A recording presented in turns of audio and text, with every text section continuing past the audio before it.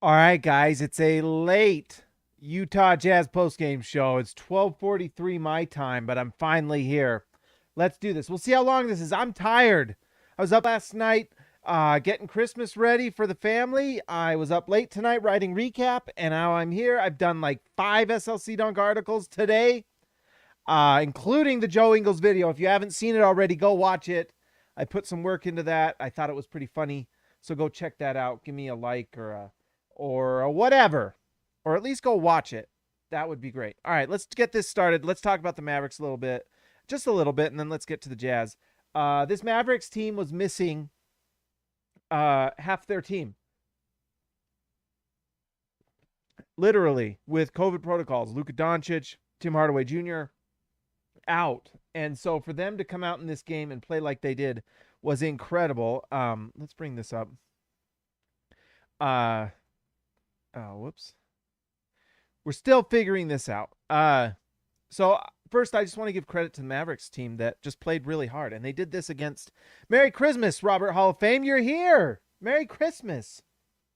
This Mavericks team just showed a ton of heart, and it was impressive. Right before the game, we found out that Porzingis would be playing, so it was the Jalen Brunson, Kristaps Porzingis show, and a lot of 10-day contracts and guys that they picked up to just fill the gaps while they wait for their players to come back. Dwight Powell is a solid NBA player, though.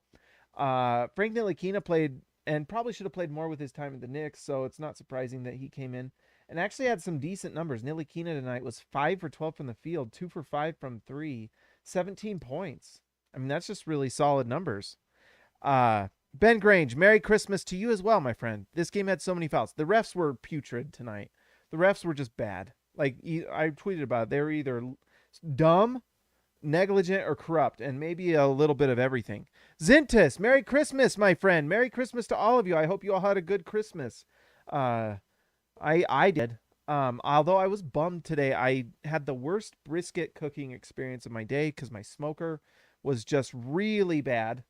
The only thing worse than my smoker today was the NBA officials.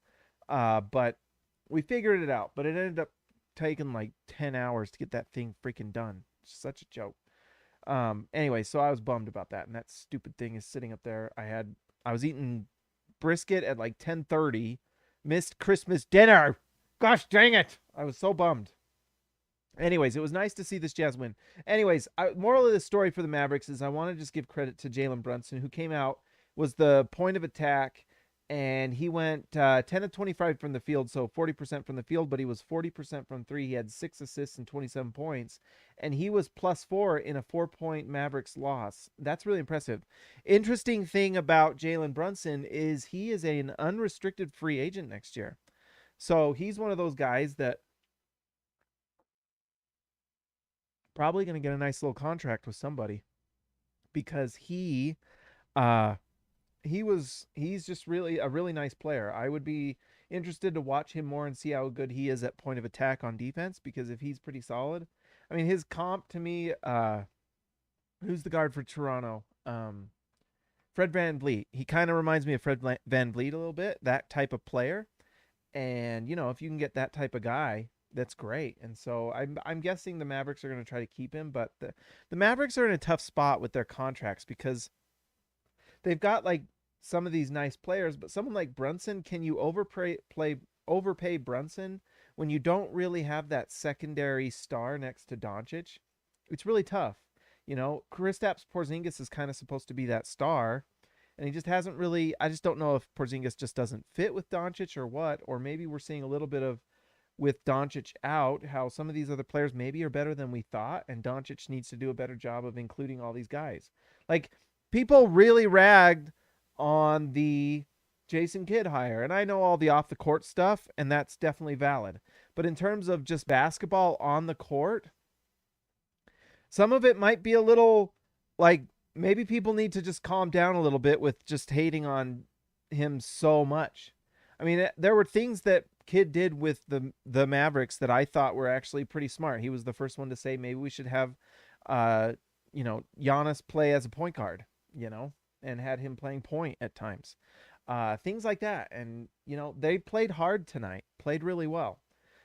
So you've just got to give them credit. And he probably has some points with some things. I know analytically it's better to just have Kristaps Porzingis shoot threes, but guess what? Tonight he was shooting over top of Royce O'Neal, and he went to the line 13. He had 13 free throws, you know, and made 11 of them. That's 84%. He had 27 points. So if you can keep Porzingis from being more than just a free throw 3-point shooter, that's great. And I think that that's kind of what the Mavericks are trying to figure out, because I think that the ball needs to be a little bit more in Porzingis' hands in the post. Tonight was a great example of some of the things Porzingis can do, and that he's still a guy that has talent and can do some nice things for you. Matthew Castleton, member for 7 months. Thanks for being a part of the channel, Matthew. The fishing, that missed traveling call. Yes, guys, the Ntilikina shot where he shot it in the air, caught it, and then made the basket afterwards, and the refs were just fine with it. The live like line was like 4.5 points. This game ended at 4 points. You can take that for what you want, but that reminds me a little bit of a guy whose name started with Don and didn't end with Mitchell, but ended with Uggy. You know what I mean? That's all I'm going to say. But anyways, the refs were putrid, terrible, awful. No question. They missed so many calls. It was just, and just like just disproportionate calls. It's just not consistent. They were just terrible from start to finish. Tony Brothers, how he still has a job in the league is beyond me. He's just a terrible, terrible official. He's terrible at what he does. Anyways, Mavericks were really impressive for, a lot of this lineup having never played together before. So impressive stuff. For the Jazz, let's just start off first by saying Bojan Bogdanovic's shooting is fantastic. He had 25 points. He was 9 for 14 from the field, 4 for 8 from 3, so 50%, and he was a minus 18 for the game. I don't know. The plus minuses for this game are kind of nuts. Minus 18 for Bojan, minus 21 for Royce, and minus 18 for Donovan. But the reason I think that this is like it is, and that Joe Ingles has this ridiculous plus 24 because he was not a plus 24, is actually Rudy and Mike.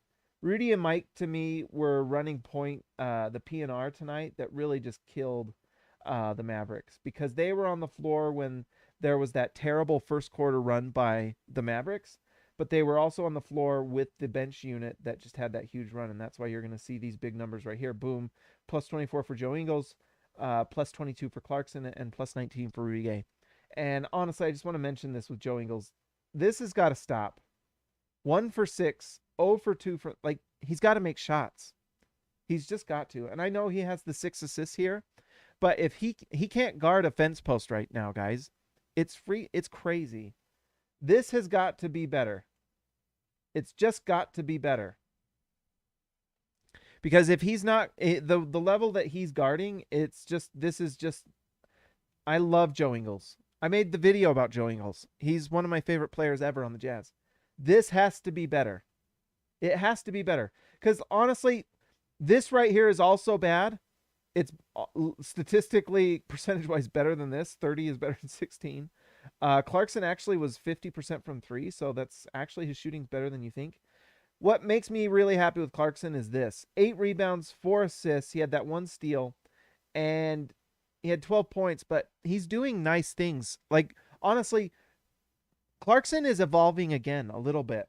He is learning different things. He is running a pick and roll now, something I never really thought he could do. When he's getting a double team, he's recognizing and he's passing to the big and things like that. And we talked about that. Let's just look at the assists. This might be fun. And guess what? We'll go full screen on this. So these are just the 4 assists for Jordan Clarkson tonight. And that's 4 assists that you can regularly see. Watch this. We just mentioned this. Look, Clarkson gets the pick from Whiteside, and you'll see that Rudy Gay flares out to the left side. Clarkson gets double teamed, which is probably the coach's game plan to slow Clarkson down, because Clarkson has that reputation as a chucker. And so watch what he does. Boom. Recognizes the double team, finds the open Rudy Gay. That's a great play, and Rudy Gay makes the shot. 100% Jordan Clarkson deserves that assist. Even though a couple bounces for or a couple dribbles for and that's just great recognition right there. Look at that. He doesn't go for the layup. He finds open Hassan. Oh, man, I needed that drink tonight, guys. Oh, my God. Jordan Clarkson, look at that. Finding Rudy, who makes that shot. I love Rudy, but he's got some interesting release looks. All right, and then right here, we're running another pick and roll. And the lob, I mean, that's just great. That's just great offense. That's just great playmaking, guys. How do I... There we go. So it's just really impressive what Jordan Clarkson is doing. He is absolutely evolving as a player. And you know what? The shooting has improved, and I'll take it. If he's 4 for 13 from the field, but 3 for 6 from 3, and also giving you playmaking and rebounds, I know he's not a great defender, but he does make a play here and there. He'll get a blocked shot. He'll get like a nice steal here and there, and he hustles. I just think that Jordan Clarkson needs to be a part of this team. I may not have been saying that earlier this season. Right now, I'm more pro looking at some other moves for this Jazz team. And I think tonight really shows the Jazz do need a better point of attack defender. Royce O'Neal, you guys all know how much I love Royce O'Neal, but there's certain things that he struggles with. He is not a versatile like guard 1 through 5 defender. He struggled against Porzingis, although even Rudy Gobert struggled to stop Porzingis completely tonight. Although when Porzingis was driving to the rim, Rudy shut that stuff down. Holy smokes. But when it came to like mid-range free throw line jumpers and stuff, even Rudy struggled to stop Porzingis with that. And we've seen Rudy struggle a little guarding guys like Porzingis, and we've also seen that with Jokic. So anyways, so Royce is not obviously someone who can guard centers, and that's not I don't say the same thing about Bojan or Mike Conley. Like, that's just not realistic. But the thing that's tough is that Royce O'Neal also really kind of struggles against smaller guards like Jalen Brunson. Brunson really took it to Royce tonight, and there wasn't a lot Royce can do. Royce's strength to me is when he has comparable sized wings, guys that are in that 6'3" to 6'7", 6'8" range. Like those types of players is who I think that Royce does his best job guarding. And is actually really solid against guarding those types. But when it's the smaller guards and the bigger guys, I think he does struggle a little bit. That's why I think the Jazz really, like tonight, what happened is Royce was getting kind of cooked by Porzingis, and what did they do? They bring in Rudy Gay, and this was actually no coincidence. Rudy Gay really was a big part of slowing this Mavericks team down because he did a good job of guarding Porzingis. And why wasn't Rudy guarding Porzingis? Well, do you want Royce O'Neal and Rudy Gay guarding Dwight Powell, the rolling center? No, because they'll get cooked that way. So you'd much rather have Rudy Gay guarding out on the perimeter with Kristaps, and that way if Rudy's guarding Dwight Powell, that keeps him at the basket, because what you want is Rudy Gobert doing the what he does best, and that's guarding the rim. So that's why that's the way it is, but that's why having Rudy Gay and that versatility really helps. And we saw that tonight. That tonight was an awesome example of why Rudy Gay really helps this team. Rudy Gay doesn't solve the Jazz's worst problem, though, which is perimeter defense. Like, Rudy Gay is a really nice defender, and he complements Rudy Gobert really nicely. But the Jazz just don't have answers right now for perimeter guys. They just don't. Donovan Mitchell's steals are up this year. He had 3 tonight, which is fantastic. But Donovan's not really locking anyone down because his effort's going in on the offensive end, like we're seeing here. Holy smokes, 33 points. And Mike Conley is a better perimeter defender and maybe a lot of this is moot because Mike Conley probably turns it on in the playoffs, although you hope he doesn't get hurt. But he can definitely guard. But this is where you've got some issues with Royce O'Neal and maybe this team is just ready for the playoffs, and maybe that's what this team knows. I don't know. But I do think that the Jazz need to go out and find some sort of perimeter defender if they can. If you can find an elite guy, you might want to think about doing that. I mean, honestly, if you can get... Is there a trade out there? I don't even want to say the name. I don't want to say the name because people on this channel hate the name, but I will say it. All right, Royce O'Neal for Ben Simmons. Is there some sort of Royce, Bojan, and a pick or two, and a first-round pick for Ben Simmons? That's like, if you're a Philadelphia fan and that's what you get for Ben Simmons, man, that's depressing for them. But for Utah, that'd be pretty incredible. I would be pretty darn stoked about something like that. But anyways, we'll see if something like that happens. But the Jazz need some sort of perimeter defender. I've talked about it before. Eric Gordon to me makes a ton of sense for Utah. What he does, I mean, if you can, the reason I think something like that is possible is because Joe Ingles has his expiring contract, and I think they actually match up with Houston. You may have to throw in, you know, I don't know, a couple of these contracts to make it work so that you can get that. But I think Houston would love to do something like that because Eric Gordon has like 2 years left after this year, and they go up. I think by his third year, he's making $20 million. So that's a bad contract. But guess what? Bad contracts mean trade possibilities. And Eric Gordon, we've seen what he can do guarding Donovan Mitchell. And if he can guard Donovan Mitchell like he does, chances are he can do really well guarding other guys. And if you're going up against, you know, the Phoenix Suns and you need a guy that can guard guards, might be really nice to have someone like Eric Gordon to go out there and guard Devin Booker and Chris Paul, right? Wouldn't it be nice? Right? I'm telling you guys, that would be a great pickup. And when you see this and the defense that Joe Ingles is doing, Utah has absolute huge holes that they need to figure out. The holes they don't have. Their guards are fantastic. Mike Conley, the efficiency is incredible. 22 points tonight in 31 minutes. 7 rebounds, 5 assists. Just incredible. And look at the percentages. 50% from the field. 3 for 8 from 3. Just incredible. And then Donovan Mitchell, what else can we say? We've talked about it. And I know the 3-point shot, the last few games, actually, it's not been falling. And it hasn't really mattered because his 2-point shooting has just been so phenomenal. You take out the missed 6 shots from 3. I mean, if you just take away the 3-point shooting, what is this? That's 10 for 19 from 2. I mean, that's incredible. He's over 50% from 2 again. Mitchell's having his best career shooting from 2 of his entire career. He's just fantastic right now. His ability to score at the rim and inside the arc is unbelievable. And then you combine that with his assist numbers. His assists, he only had 3 tonight, but he had 3 steals. He's just doing so many things more this year. He's earning all NBA hands down. Just for fun, let's look at the 3 assists just to see what Donovan did. Let's pull this up. This is just the simple pass. You'll take that. I mean, honestly, simple assists are the best assists. This is a transition. There's the steal that he gets ahead to Bojan. 2 bounces. Yep, that's an assist. And then right here, another transition opportunity. He gets this one. Oh, this was the reverse. That's right. What an awesome play by Donovan. I mean, his playmaking has just gone up another level, and that's why sometimes, you wonder, can the Jazz figure out something where they make Donovan just the focal point of the offense more, and can they consolidate and make some sort of move that can improve their team? And I think there are some options out there. We'll see. I'm pro Danny Ainge, and I just had, I don't think we're going to talk too much longer tonight. Did we mention that Bojan's efficiency? Yeah, we did. Very beginning. Oh, and by the way, Hassan Whiteside might be one of the best bargain pickups for the Jazz since, Joe Ingles when they picked him up from the Clippers.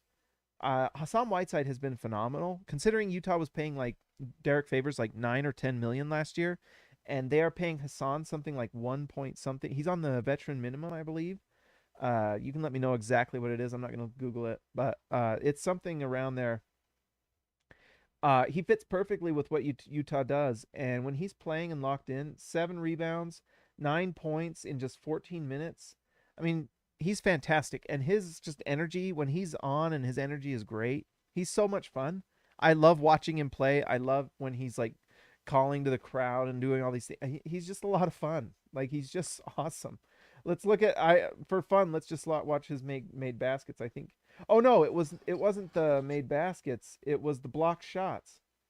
Let's see, because he had 3 of them. Fantastic. I mean, so much fun.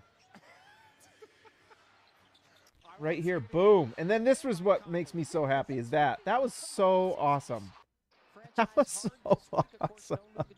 That guy is just honestly just such a great personality. And then the other block here, it's just great. The energy is fantastic, and the team feeds off of it. It's great. And then here we go again. Oh my gosh, just stuffing that. Fantastic. He fits perfectly with what Utah does, and he's just so much fun. I don't know. What else can I say? Guys, that's all I've got tonight. I wanted to end with an Ainge thought. Everyone's been kind of worried or scared or, thinking about all the things Ainge does, and Ainge is willing to make the tough trade and all these things. One thing I was thinking about with Danny Ainge also appreciates assets. Like Danny Ainge doesn't give up assets unless he feels like he's getting correct value back for them. So like if the Jazz are going to make a trade, you can bet they're going to get the right assets back. Not like they've done in the last couple years with some of their trash trades they've made. Ainge will get the correct assets back. And the thing that gives me comfort, honestly, as a Jazz fan, is knowing that this trade deadline, the Jazz are not going to make a trade that doesn't bring value back. You're not just like unloading assets to get rid of a bad contract. One, you're not going to get bad contracts with fringe players. Here's what I think, and this is one thing I've thought about a lot, and you need to sometimes overpay and give bad contracts to your best players to keep them there. The Jazz absolutely, if they can, should give a terrible, horrible contract to Donovan Mitchell in 3 years. If that means you get to keep him for his career, you do that, no questions asked. Supermax, no questions asked. Just like they did before with the max. You don't mess around with that. You keep your guy because that is the most important thing. But the way the Jazz have really struggled in the past is giving bad contracts to fringe guys. Giving $10 million to Derek Favors was a joke. It was a joke. And you just can't do stuff like that. And that's what ruins teams, Giving a big contract to Rudy Gobert, yeah, it may not look great to like other teams who have guys like LeBron James or Kawhi Leonard and stuff like that. But guess what? Rudy Gobert is a major part of the Jazz's winning record. And he is absolutely a top 15 player, 100%. His inability to do certain things on the floor keeps him from being like a top 5 player, and that's fine. But he's a top 15 player because of his efficiency on the offensive end and his absolute utter dominance on the defensive end. His ability to the fact that Jazz are a top 10 defensive efficiency team is mind-boggling. It just shows how incredibly good Rudy Gobert is, because who on this team is guarding anybody? Anybody. Royce O'Neal occasionally if he's guarding the right guy. But outside of him, nope. It's a giant nope. So Rudy Gobert, that's why Rudy Gobert is so important. But anyways, I just wanted to say that because it's nice to know the Jazz have a manager that's going to appreciate assets, and especially like mid-range assets. The Bojan Bogdanoviches, the Royce O'Neals, the Jordan Clarksons, those are going to be appreciated. They aren't going to get rid of them for just nothing. If they do make a move, it will be for something of value or something that the Jazz need, something good. So we'll see. But I just thought that was just something I was thinking about, and I think it's something Jazz fans should remember when you think about Danny Ainge. And Justin Zanuck as well. He's done a solid job. But Utah picked Rudy Gay up, and it kind of acted like he was the end all, and we've learned that it was not. They still have a lot of holes in this ship to fill. So we'll see what happens here soon. Anyways, guys, let's give a shout out. Let's see. Let's turn this back off. Okay, let's make me big for my hubris. Oof. All right, let's give a shout out to our All-Stars tonight. Let's give a shout out to Baby Elliot Manson, Zintas, X marks the spot, Jordan Bestrel, Jordan the GOAT Bestrel, Ryan Perry the legend, Joshua Hansen the Danish destroyer, and one Anton Warren, Ezekiel Raisibe, the man from down under, JT Buckets Wardell, Austin R. Grant editor extraordinaire, Eric C. The C stands for champion, Donald Schooley schooling all of us, DW to CB, Darren Williams to Carlos Boozer, Jorge Arrizaga mi amigo de abajo, Lee Christensen driving the lane, Justin Time, Justin Ty H, Patrick Akubo the connoisseur, Robert Hall of Fame, and DW Jazz going all the way. If you're watching this right now and you are not subscribed, what are you doing? Subscribe right now. Hit the button. I think it's right here-ish. Hit it. Hit the bell so you know when we go live. And if you'd like to support the channel and be a part of the All-Stars, or just being a member of the channel like Matthew Castleton, then join the channel. It would be great, and I would appreciate it. Guys, if you haven't already, we just said it, so we don't need to say it again, but like and subscribe to the channel. I guess you can never say it too much. It's been a lot of fun. I hope you all had a Merry Christmas, and I hope you got lots of joy and cheer in your life with whatever you're doing today. If you didn't have a great day, well, I'm glad the Jazz won, because if you're here, you're probably a Jazz fan, and it's nice to see the Jazz win. So anyways, Merry Christmas to all of you, and to all a good night.